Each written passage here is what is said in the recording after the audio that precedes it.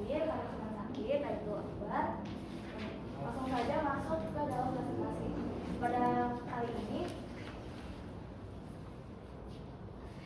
pada kesempatan kali ini kami akan mempresentasikan OPM KKB.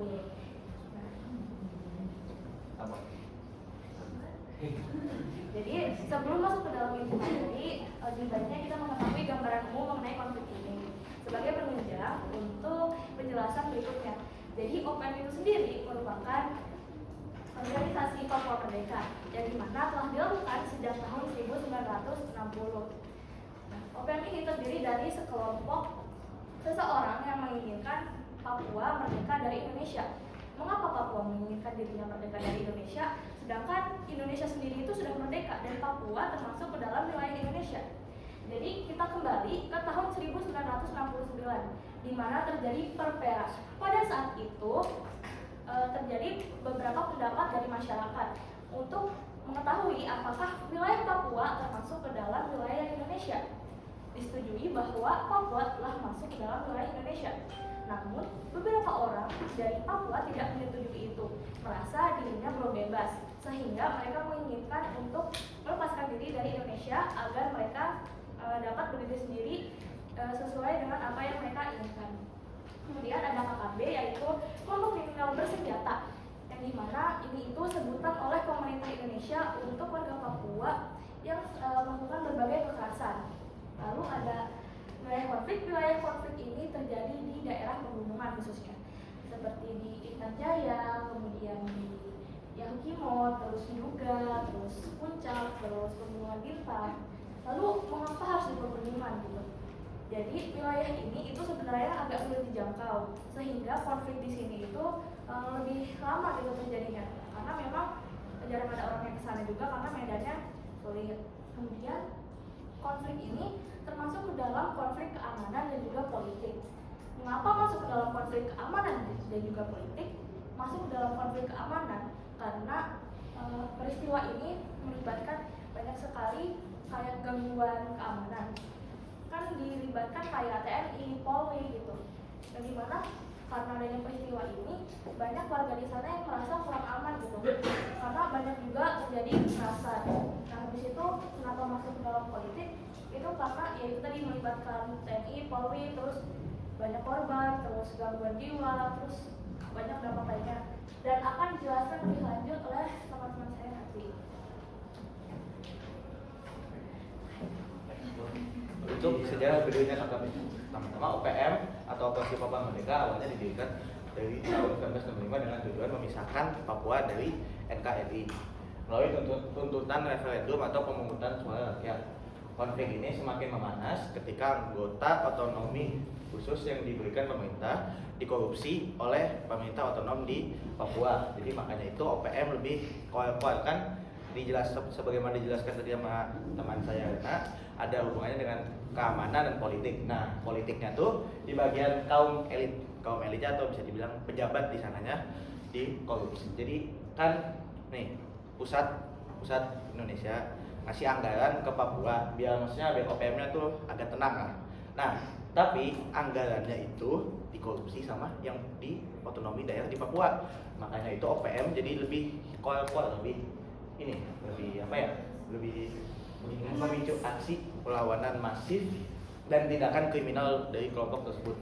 Salah satu peristiwa paling fatal yang disebabkan oleh OPM ini adalah penyanderaan tim peneliti Lawrence di tahun 1996 yang memakan waktu hingga 130 hari dan memakan korban sebanyak 2 orang. Pemerintah akhirnya mengubah penyebutan OPM menjadi KKB atau kelompok kriminal bersenjata untuk menegaskan status mereka sebagai pelaku kejahatan keamanan.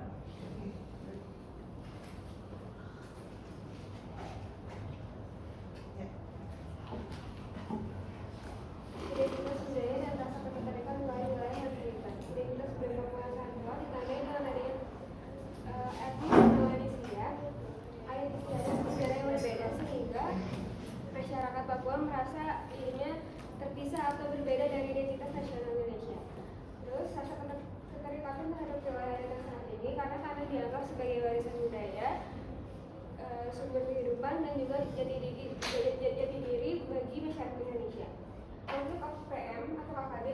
kepada identitas dan wilayah ketika masyarakat merasa budaya ataupun tanah adat mereka terancam, sehingga menunjukkan perlawanan untuk mempertahankan wilayah mereka. Contoh kasusnya yaitu adalah pembangunan infrastruktur dan juga pertambangan.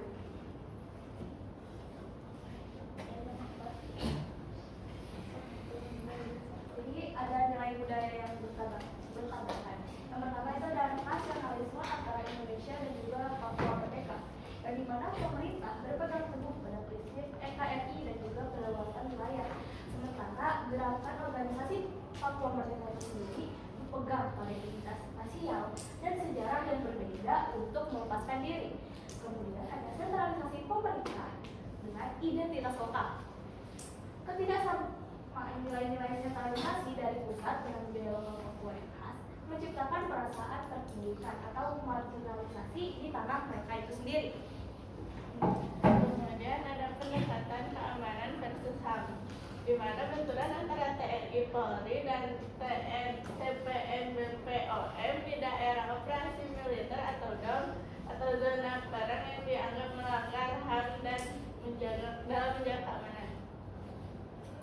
Kemudian ada faktor yang mempengaruhi OPM dan KKB berlangsung hingga saat ini. Pasti kalian bingung dong, itu kan di Papua Pegunungan, kenapa mereka bisa dapat senjata yang bagus, peluru-pelurunya ada terus. Nah itu ada banyak sekali faktor. Yang pertama itu ada oknum polisi dan TNI yang menyuplai peluru juga senjata kepada mereka. Karena mereka itu kaya sebenarnya, karena mereka memiliki tambang emas tradisional milik sendiri.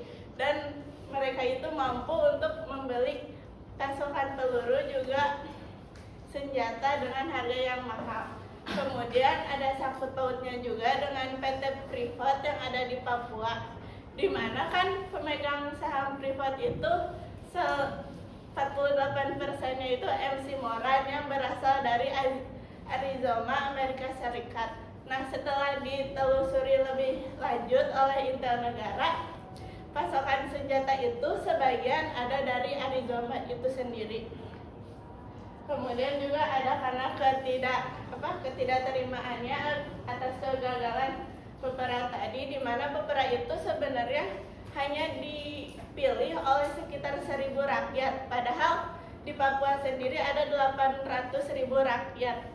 Oleh karena itu yang nggak disuruh pilih itu jadi gak terima lah. Terus ada perekrutan anggota aktif, di mana di Papua Pegunungan dan Papua Pedesaan pemuda-pemuda yang putus sekolah itu malah diajak oleh OPM untuk bergabung jadi mereka. Kemudian ada ketimpangan ekonomi dan infrastruktur juga rasisme, di mana mereka itu banyak yang nggak terima kalau lahan Papua itu dijadikan tambang oleh negara karena mereka gak dapat hasilnya. Kemudian ada pertumpahan darah yang tak berujung yang akan dijelaskan di slide berikutnya.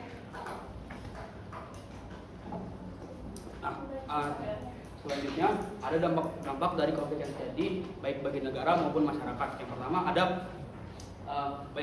banyaknya korban jiwa yang berjatuhan baik dari sisi aparat ataupun sisi masyarakatnya. Terus juga ada kerugian ekonomi baik untuk negara maupun untuk masyarakat. Terus banyak masyarakat yang kehilangan tempat tinggal mereka. Terus banyak masyarakat yang memiliki trauma atau rasa takut yang berkepanjangan. Terakhir ada kerusakan infrastruktur umum yang penting seperti sekolah dan klinik. Berikut juga ada gambar-gambar dari dampak konflik tersebut.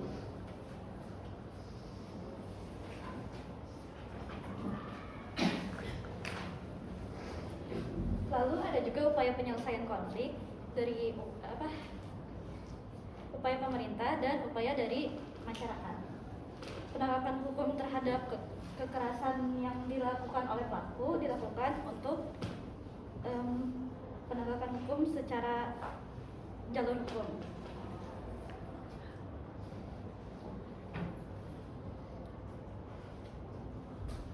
Lalu ada juga pendekatan keamanan untuk melindungi warga sipil agar warga sipil merasa aman.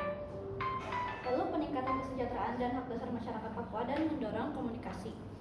Lalu ada juga upaya yang dilakukan oleh masyarakat. Upayanya adalah kerjasama menjaga keamanan daerah dan penyelesaian konflik secara musyawarah agar dilakukan secara damai.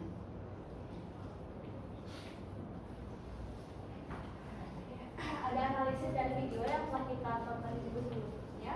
Ini dari Rebana dari Aceh. Rebana ini masuk ke Indonesia pada abad ke-13 bersamaan dengan masuknya agama Islam ke Indonesia. Kemudian ada Kawalan dan juga Demung dari Jawa. Ini masuk pada abad ke-8 pada masa Indonesia. Kemudian berkembang pada masa pemerintahan Majapahit saat itu. Kemudian ada Bau dari Jawa, ini juga masuk pada masa Hindu Buddha bersamaan dengan Gamelan dan juga Demung pada abad ke-8. Kemudian yang terakhir ada Serunai dari Sumatera Barat, bentuknya seperti trompet yang dimainkan dengan cara ditiup. Ini masuk pada abad ke-14 pada masa masuknya perdagangan dari luar Indonesia masuk dalam luar Indonesia lewat jalur laut.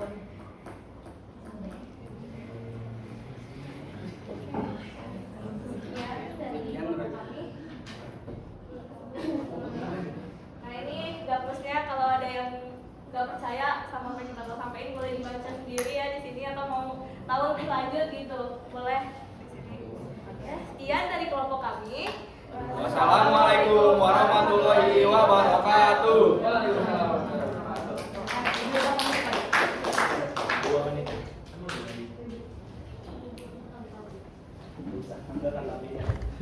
Wah.